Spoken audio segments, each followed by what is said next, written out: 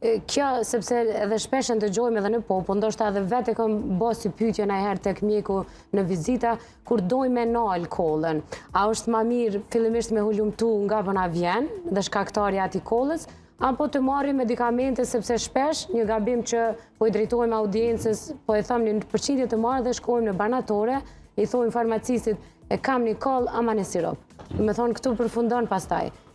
Sa rrezik mund të bëjmë vetës kështu? Jo është më mirë, por është domosdoshme nëse një kollë po zgjat më shumë se disa ditë. Se nëse është vetëm disa ditë e kalon pa terapi fare, mirë po nëse zgjat disa ditë dhe veç kërkohet patjetër marrja e terapisë, është kollë shqetësues që po duhet me marrë terapi, duhet patjetër të konsultohet me mjekun. Nëse është e pamundur konsulta me një mjek pulmolog, duhet konsultohet mjeku familjar, të kemi kontaktin e parë që të mund të evaluohet sadopak, që të paktën edhe të orientohet se jo gjithmonë kolla është vetëm prej moshnive. Ne kemi edhe raste kur pacientët me probleme gastrike, do të thotë me probleme të lukthit, njihet sindroma e GERD-it, gastroesofageal refluksi, që shkakton çrregullimet frymore dhe shkakton kollitje të mëdha. Edhe nuk është normale që vetëm të merren antitussik ose ndërprerës të kollës, por duhet të dihet shkaktari i kollitjes së pari, që të mjekohet do të thotë procesi të hulumtohet, të dihet procesi që po nxit kollitjen.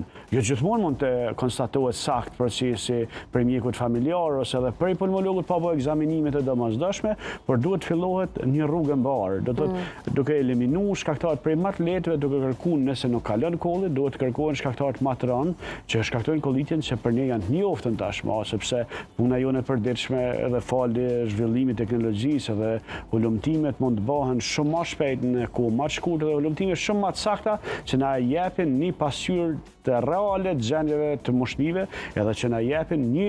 pasqyrim të mirë se si duhet vazhdohet tretmani. E gjithmonë duhet vazhdohet tretmani konform gjendjes, duke u mjeku shkaktari. Në rastet kur